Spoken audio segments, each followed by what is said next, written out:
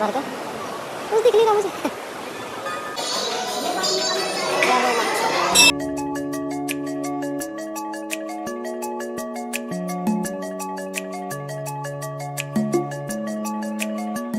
टीकू, आज हम कहाँ जा रहे हैं? आज हम जा रहे हैं कोटेश्वर महादेव के मंदिर। हाँ, और ये कहाँ पे है? रुद्रप्रयाग। ठीक है, रुद्रप्रयाग। ठीक है, चलो जी। चलो। मैं मेरा भाई और मेरी भतीजी जा रहे हैं हम। Bye bye bye bye bye bye.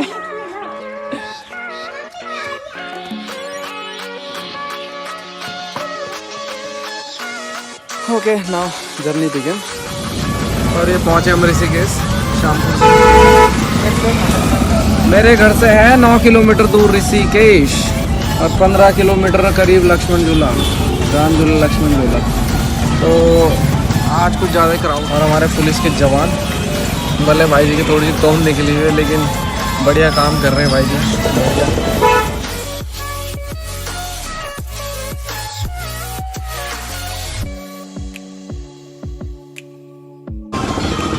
और अंकल जी हमारे कर्मठ जुझारू, अपनी ड्यूटी में हमेशा तैनात।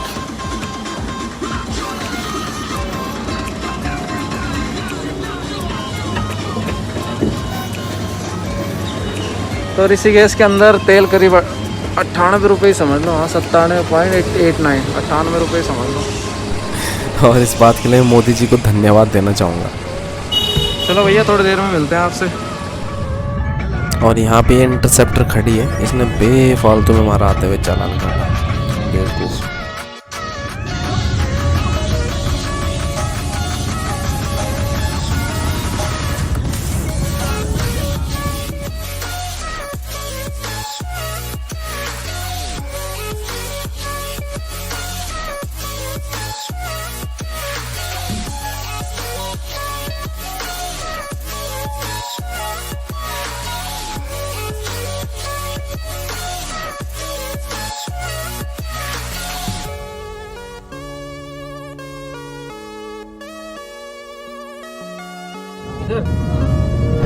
और दोस्तों, यहाँ से 2 रास्ते जाते हैं। एक तो जाएगा केदारनाथ बद्रीनाथ के लिए, एक जाएगा गज्जा और खाड़ी के लिए। तो हमें इसी रास्ते में चलना है, गज्जा और खाड़ी के लिए। ठीक है।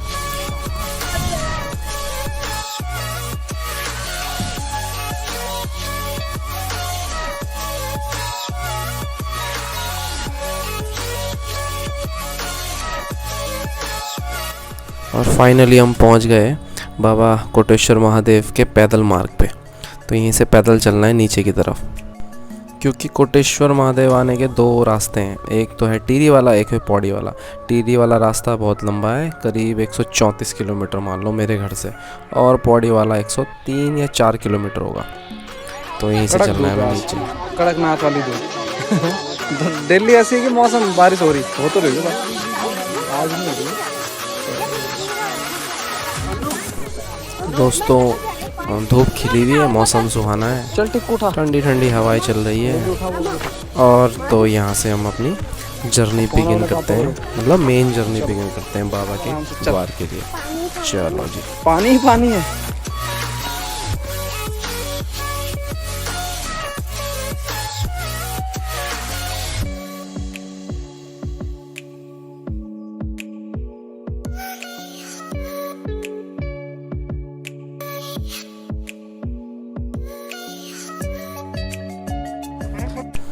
तो चलो दोस्तों, आपको थोड़ा सा मंदिर के बारे में बताते हैं। ठीक, तो बहुत ही प्राचीन मंदिर है भगवान भोलेनाथ का। रुद्रप्रयाग जो शहर है उससे कम से कम 3 किलोमीटर की दूरी पे स्थित होगा। हाँ, और कोटेश्वर महादेव का निर्माण जो है वो 14वीं सदी के करीब किया गया था।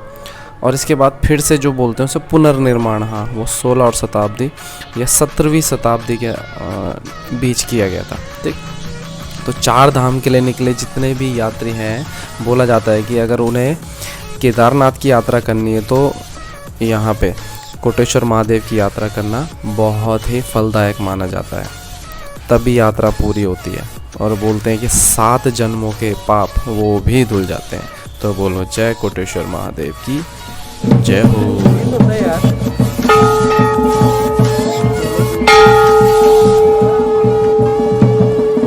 जय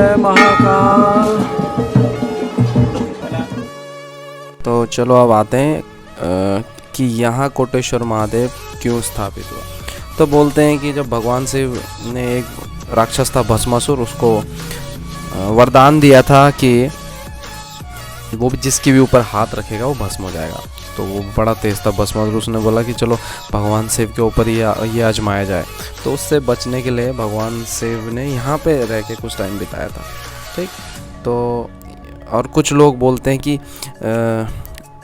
भगवान शिव ने यहाँ पे भगवान विष्णु की तपस्या की थी। कहाँ पे? मंदिर के अंदर बहुत सारे छोटे चाहे बड़े चाहे कितने भी चाहे। अच्छा, हमने सोचा यहाँ पे वैसे है, मैंने हाँ टिक्कू। ठीक है, तो भगवान विष्णु ने क्या किया था, भगवान शिव की हेल्प की थी और भस्मासुर का नाश किया था।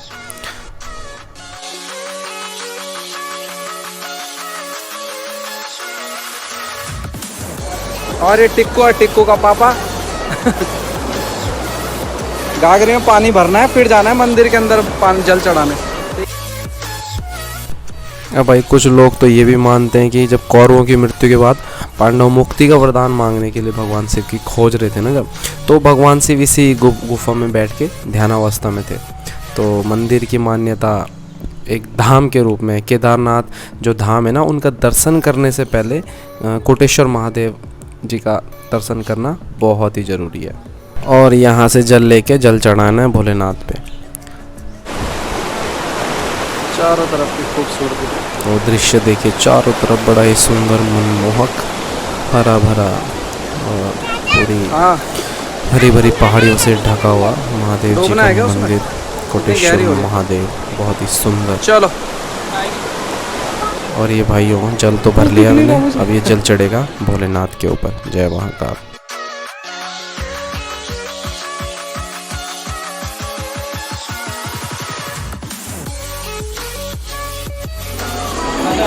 जय शंभु शिव हर हर महादेव, जय हो महाकाल महादेव, नमो नमः।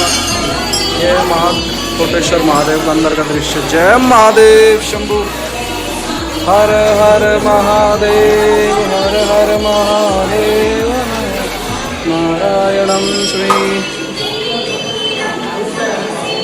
जय महाकाल।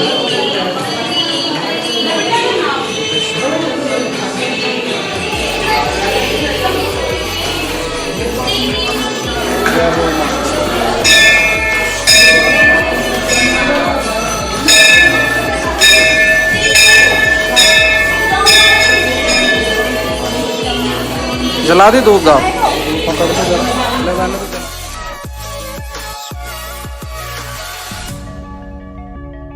और ये है मेन कोटेश्वर महादेव जिनके हमें दर्शन करने हैं। इनके ऊपर चढ़ता है अलकनंदा जी का जल चढ़ता है। ये जो जल है ये डायरेक्ट अलकनंदा का जल है।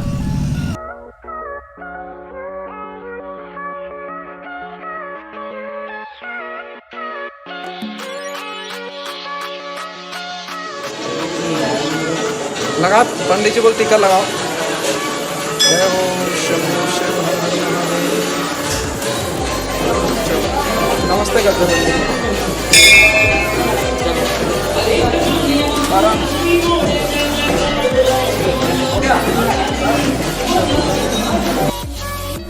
और नंदी जी ये शिव जी के बहुत ही ज़्यादा करीब हैं, बहुत ही ज़्यादा प्रिय। ठीक है, तो मान्यताएं ये हैं कि इनके कान में अपनी जो भी आपके मन में मनोकामना है वो कहने से वो मनोकामना बहुत जल्दी पूरी होती है। मुझे इस बारे में पता नहीं था, बाद में पता चला। तो खैर भोलेनाथ हैं, वो सब कुछ जानते हैं, कौन क्या चाहता है, कौन क्या किसके दिल में क्या है वो सब कुछ जानते हैं। तो इसलिए मैं क्या मांगता है? उसके कान में बोल दो जो तुम्हें बनना है ना, उनको बोलना। ये उन्हें महादेव कहा जाता है, राइट। देवों के देव महादेव। जय कोटेश्वर महादेव। जा बोल भगवान मुझे ये बनाना।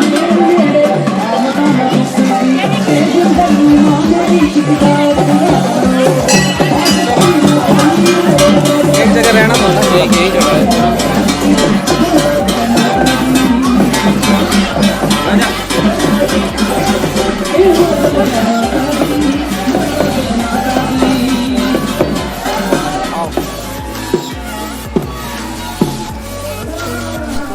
और बजरंगबली, इनकी लीलाएं कौन नहीं जानता, इनकी लीलाएं सबसे अपरंपार। बजरंगबली जी का नाम लेने से ही संकट अपने आप दूर हो जाते हैं। तो बोलो जय बजरंगबली, जय जय बजरंगबली। श्री राम राम रामेति रमे रामे मनोरमे सहस्त्र नाम तत्तुल्यम श्री राम नाम वराननहि। ये मंत्र पढ़ते ही आपके सारे कष्ट कैसे दूर होते हैं। जय बजरंगबली। वापसी की चढ़ाई, अब होगी टिक्कू की हालत खराब।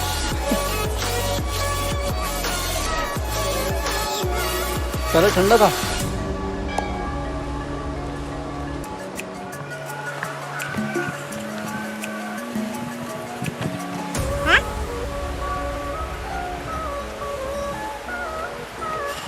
देवा देवा महादेवा, धरती आकाश से सारे शिव ते महादेव। जम गया टिकू।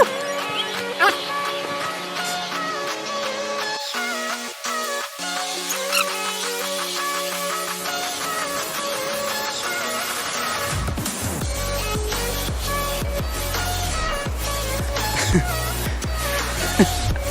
आजा, कमान कमान।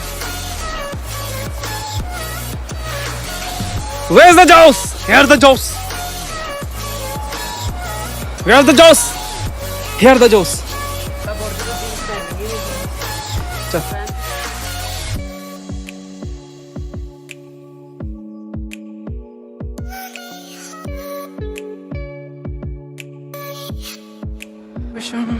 क्योंकि यहाँ से जाने के बाद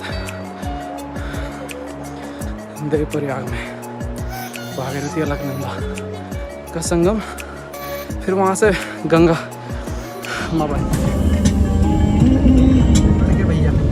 विजय सिंह, हमारा विजय सिंह रावत देते नहीं हम किसी को फ्री में दावत।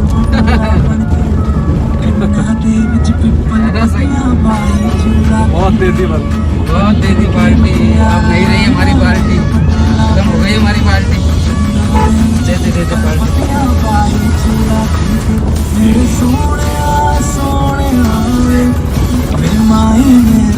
तो नहीं हो दिल लगना, अब होगी बारिश।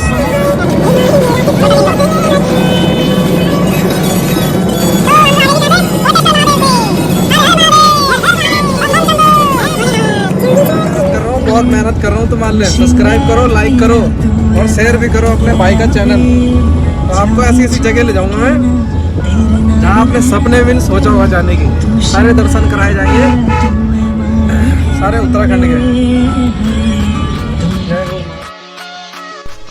और दोस्तों यहाँ से स्किप मत करना, ठीक है। अभी आगे आपको देवप्रयाग का दृश्य दिखाऊंगा। देवप्रयाग में जहाँ पे अलकनंदा और भागीरथी मिलके गंगा मैया बनती है, वहाँ का एक दृश्य ज़रूर दिखाऊंगा, तो इसलिए बने रहें।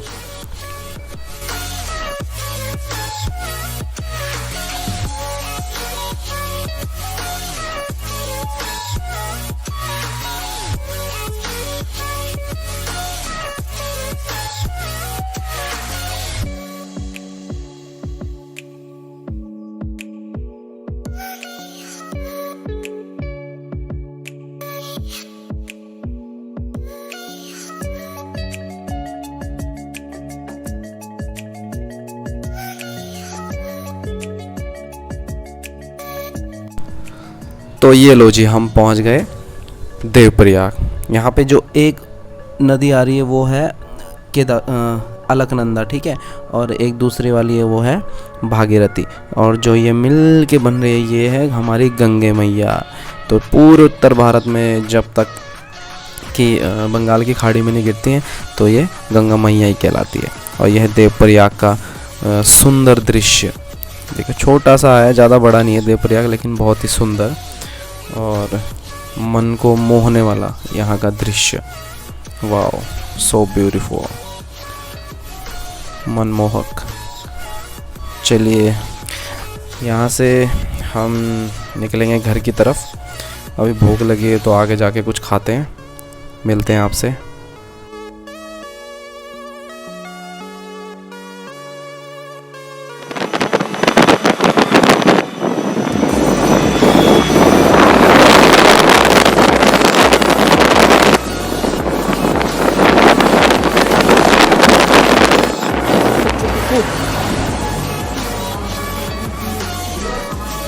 थली थुल्ली है भाई, खाना है ना।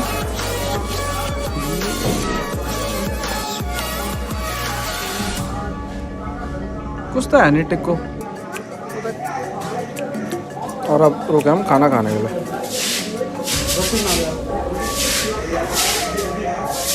ये टिक्कू, ये हमारे भैया, वही मैं खापा तब खाओ। बड़ी जोर की लगी भाई भूख, मैं खा। तो भाई ने लास्ट में मुझे खीर भी दिया है, ये फ्री ऑफ कॉस्ट है क्योंकि बनाई थी उन्होंने। तो भाई धन्यवाद आपका खीर के लिए। अच्छा अपने के लिए बनाई थी? अच्छा अच्छा अच्छा, धन्यवाद।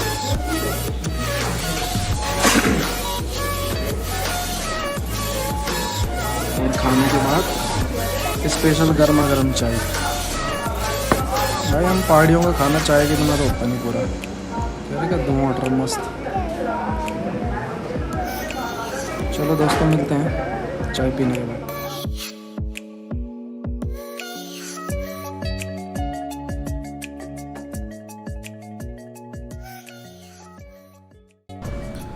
धन्यवाद मेरे सभी दोस्तों का जो अंत तक मेरे साथ बने रहे। अब हम चलते हैं घर की तरफ और अगला वीडियो जल्दी लेकर आऊँगा किसी सुंदर सी जगह का। तो तब तक सब्सक्राइब कीजिए, लाइक कीजिए, शेयर कीजिए मेरा चैनल और तब तक के लिए अलविदा।